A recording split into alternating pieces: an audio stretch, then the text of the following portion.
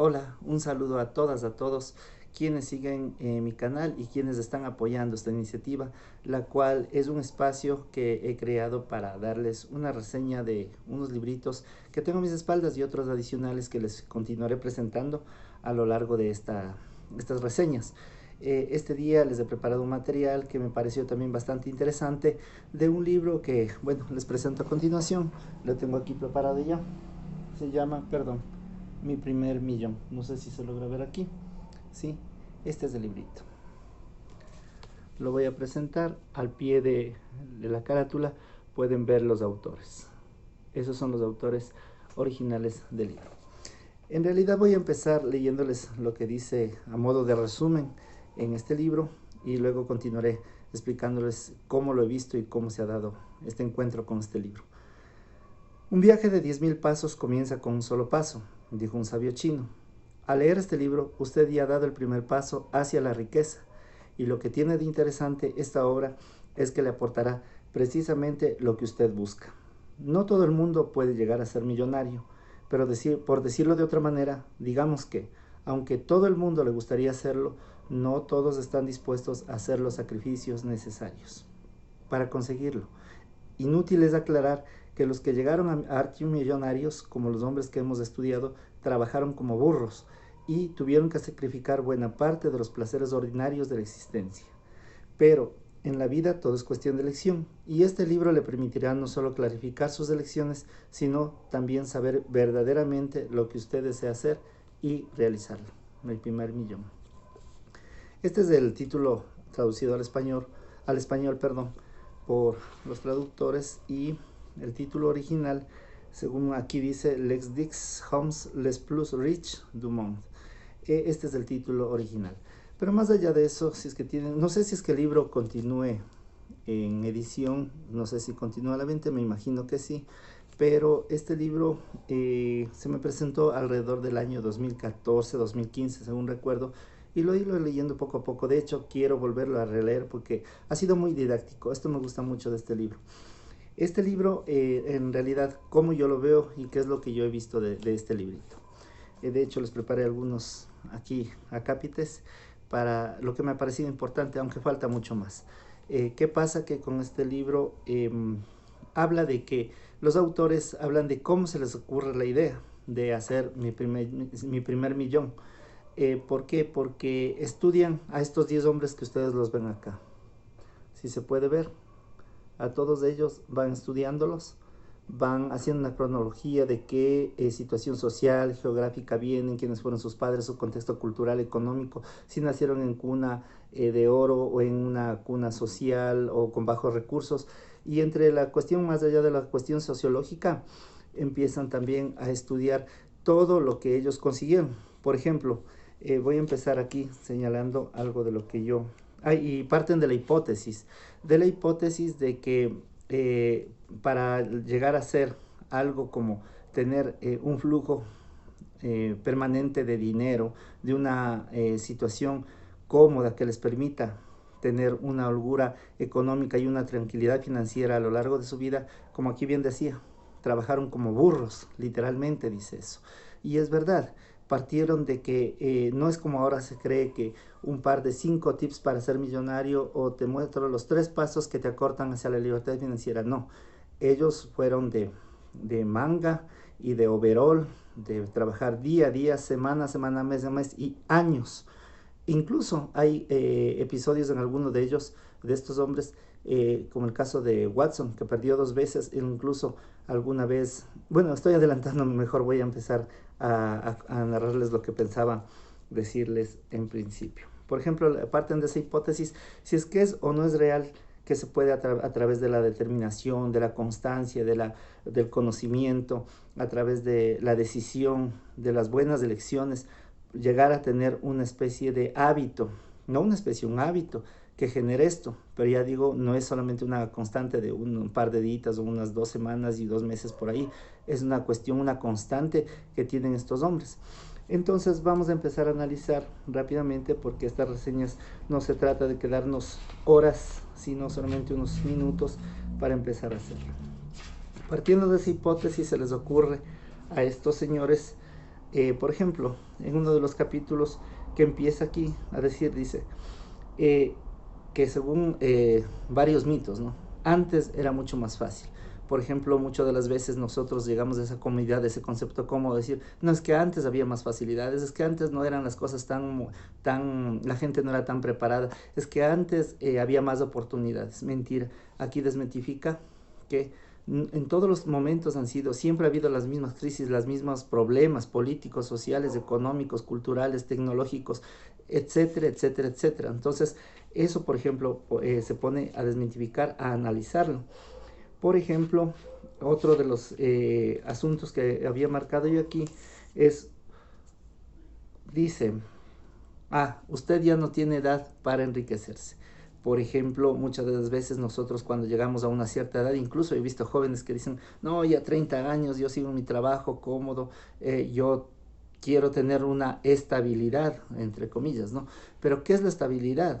Tal vez ganar un flujo de dinero que no está mal, o sea, obviamente que mejor quienes podemos o tenemos una cierta, digamos, un cierto flujo constante de dinero, seas independiente o seas empleado particular o público, siempre será bueno que tengan una constante de dinero. Pero en muchos de los casos de 30, 35 años, no se diga de 40 años o más, muchas de las veces se sienten como sin sueños y más allá de los sueños, como que no hay ya posibilidad de emprender, de empoderarse para emprender un camino de hacer un negocio o hacer fluctuar ese negocio. Como dije anteriormente y preliminarmente, estos hombres, la mayor parte de ellos, creo que es más del 50% más uno, iniciaron más de los 40 años. Y aquí está en este libro. Narrado cronológicamente, no solamente en su edad cronológica de su niñez, su infancia, sus estudios, sus fracasos, sus padres, etcétera, sino también cronológicamente en el asunto de cómo perdieron fortunas, perdieron negocios, fueron traicionados por socios, incluso por amigos, apostaron a cosas que luego se arrepintieron, pero empezando a veces de nuevo desde cero, más allá de los 40 años. Entonces, yendo a este punto, esto por ejemplo, aquí empieza a narrar cómo estos hombres parece ser, dice, ¿no? Que algo les activa, dice como que en la edad temprana, primeramente de la edad de escolar o la edad de la juventud, eran considerados unos completos tontos, unos completos ineptos o unas personas que no tenían lucidez, a comparación de los compañeros que les sacaban altas calificaciones, a comparación de los compañeros o compañeras que tenían en clase. O sea, no eran las lumbreras del aula o del colegio o de la secundaria. Y sin embargo, parece ser que estos chicos no muy despiertos, dice, acá voy a citar algo que dice aquí, ¿no? Por ejemplo, comenzaron realmente a hacer dinero a partir de los 40 años. Dice, es como que si ellos empiezan a despertar, como que hay algo, una chispa o algo que les hace empujar a partir de los 35, 38, 40 y tantos años más a despertar. Es como una madurez que les ha servido una preparación, un camino. No es una constante, pero sí es una determinante que ha ocurrido en ellos, ¿no? Es como un factor común que les ha ocurrido a todos estos hombres. Bien, dice, hay algunos asuntos que narra aquí, adicionales, y como les dije, por motivo del tiempo, quiero pasar brevemente a lo que me ha parecido un poquito o mucho, muy importante. Dice, basta una pequeña chispa inicial para explotar la dinamita mental que duerme en cada ser. Habla de que todos, absolutamente todos nosotros, los seres humanos, de todas las condiciones sociales, de edades, preparación o no intelectual, tenemos algo que duerme, que está aquí, que está acá, dice, y realmente aquí lo desglosa, ¿no? Aquí en esta partecita que la tengo incluso subrayada cuando lo leí. Y son factores, como digo, de análisis que realmente en el libro son bastante didácticos de entenderlo, pero como dije al principio, sí son un poquito, no creo que lo dije, pero a mi modo de ver, es un lenguaje muy sencillo de entender, muy didáctico de hacerlo, muy como se dice, práctico de tenerlo a la mano para poderlo ejercitar, pero muy difícil al momento de hacerlo. Sí, acá adicional hay otro puntito que... este capítulo habla del subconsciente. Bueno, algunos otros, discúlpenme porque peco de pasarme algunos asuntos adicionales, pero habla ya del subconsciente. El subconsciente habla de una fuerza que es la fuerza creadora, la fuerza que subyace, que está dentro de nosotros, que irremediablemente queramos o no aceptarlo, ese subconsciente es el que nos guía, nos da la directriz desde el fondo de nuestro ser hacia buscar aquellas cosas que empiezan a despertar en nuestras creaciones, negocios o emprendimientos. Ese subconsciente, según los autores, hay que ponerle mucho énfasis y mucho, ¿cómo se dice? Mucho asunto para poder lograr los objetivos que se plantean en los negocios, en los trabajos, en el camino hacia el éxito. E incluso habla de que, por ejemplo, yo recordaba un episodio del libro en base al subconsciente, dice que, por ejemplo, muchas de las veces, a veces nosotros creamos montañas de edificios y murallas, de que, por ejemplo, ya tenemos una idea preconcebida. Un ejemplo que citaba el autor aquí, habla de que a un personaje le pasaba que le gustaba una chica, y él siempre tenía ese miedo, esa muralla, como que la chica era inalcanzable, era demasiado bonita, demasiado pretenciosa para él, no tenía manera de cómo llegar, y aparte que era tímido, hasta que eso tenía como una barrera que nunca le permitió ni siquiera hablarle, peor acercarse a la chica, hasta que un día franqueó esas situaciones, esas barreras, esas limitantes, y el subconsciente era como que le empujaba y le decía que le hable, y se atrevió. Es como que pasó un corrientazo en su cabeza, en su cuerpo, se atrevió, le habló, y es como que inmediatamente cayó a pedazos todito ese muro que tenía de la chica. Hablaba igual que él, podían conversar igual que él, y a partir de ello lograron hacer, no solamente ser pareja, sino hacer un consorcio en adelante. Entonces son experiencias, y eso lo hablaba de una persona X, o sea, no era ninguno de estos hombres estudiados aquí. Entonces empieza aquí con la narración, por ejemplo, si mal no recuerdo, el primer capítulo es de Ray Kroc, el fundador prácticamente de McDonald's. Sí, aquí está, el primer estudiado, Ray Kroc. Y si ustedes se fijan, hay unos cuadritos aquí subrayados. Aquí a lo largo del libro hay unos cuadritos que van haciendo como subrayando las partes medulares importantes del libro. Acá continúa con John Paul Getty, que también hizo fortuna a partir de las primeras acciones en petróleo. Y así, bueno, a partir de eso están algunos de los hombres que se ven aquí en esta lista.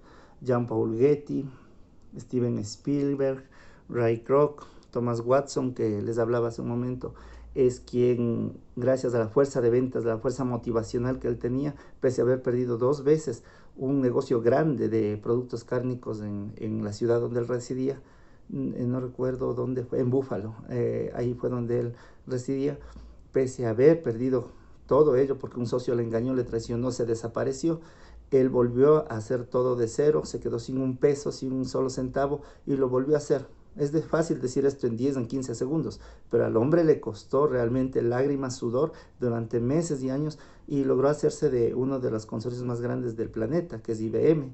En ese entonces, una fuerza de ventas de lograr posicionar a 352,000 o 350,000 empleados a nivel de todas las empresas. Entonces, Thomas Watson, Walt Disney, Henry Ford, Soichiro Honda y Aristóteles Onassis. También creo que se me pasaba Conrad Hilton, que es quien inició las cadenas hoteleras a nivel de todo el planeta.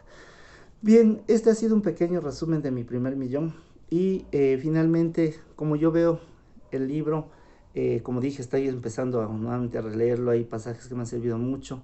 Sí es difícil, insta la tarea acá de tener una fuerza de voluntad, de no desperdiciar el tiempo, de ser dedicado, de ser perseverante, de trabajar y trabajar. O sea, no hay otro idioma que llegar a ese éxito. Trabajar, pero no trabajar solamente por decir estoy trabajando para que me digan que estoy haciendo algo, sino en ese algo ser tan productivo que eso llegue a ganar tiempo, a acercar los propósitos que se tienen. En definitiva, el libro habla del subconsciente, de herramientas muy prácticas, que habla de hábitos también que se deben hacer, destruir barreras mentales limitantes, y que a fin de cuentas, si estos hombres que fueron ordinarios, les llaman ellos, ¿no?, fueron hombres ordinarios como tú, como nosotros, lo lograron, que a partir de esa hipótesis probaron que podían haber hecho millones, y acercarse a sus fortunas, no solo económicas, sino también en sentido global y general. Eso ha sido todo por hoy. Espero haberles dado un pequeño resumen de este libro. Les invito a leerlo. Ahí están los autores, ojalá los puedan conseguir. Y pues espero sus comentarios, a ver qué les ha parecido esta reseña y ojalá puedan conseguir el libro que, al igual que a mí me ha servido, les pueda servir mucho a ustedes. Saludos y un abrazo cordial a todos quienes están apoyando este segmento.